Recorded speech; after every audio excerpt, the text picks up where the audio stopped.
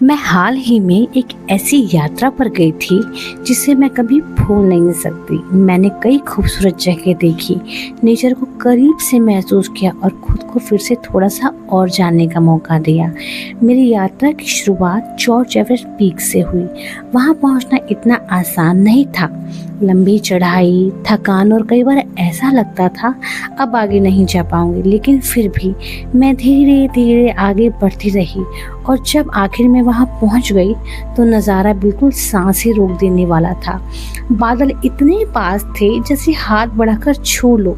चारों तरफ पहाड़ ही पहाड़ थे और उस पल मुझे लगा कि मैं बहुत छोटी हूँ लेकिन आज़ाद भी।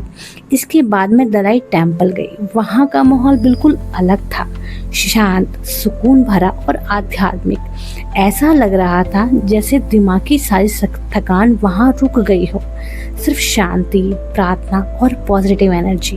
फिर मैं चिड़ियाघर गई और वो अनुभव बहुत ही मज़ेदार और एक्साइटिंग था। वहाँ रंग बिरंगे पैरट्स जो देख के उड़ने लगे और आवाज़ें निकालने लगे, बहुत ही खूबसूरत और सुंदर लगे। फिर मैंने ऑस्ट्रिच देखा, बहुत लंबा और अनोखा, सच में देखकर हैरानी हो जाए।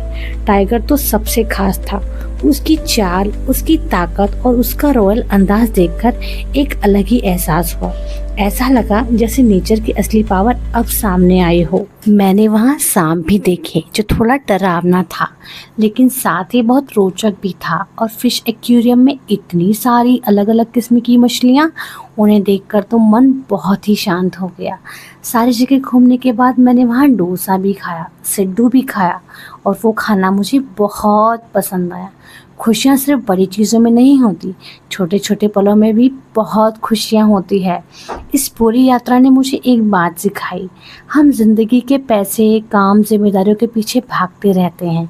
और हाँ, पैसा बहुत ज़रूरी है लेकिन ज़िंदगी सिर्फ पैसे कमाने के लिए नहीं है। कभी कभी हमें रुकना चाहिए, खुद के लिए समय निकालना चाहिए, घूमना चाहिए और खुद को महसूस कराना चाहिए और अच्छे से अच्छा महसूस कराना चाहिए। क्योंकि असली शांति और सुकून वही है जो किसी भी पैसे से नहीं खरीदी जा सकती। पहाड़ों के बीच खड़े होकर, जानवरों को देखकर, साधारण खाना खाकर मुझे समझ आया कि असली खुशी इन्हीं छोटे पलों में है। यह यात्रा मेरे लिए सिर्फ एक ट्रिप नहीं थी, ये मेरे लिए एक सीख थी और मुझे सुकून भी दिया।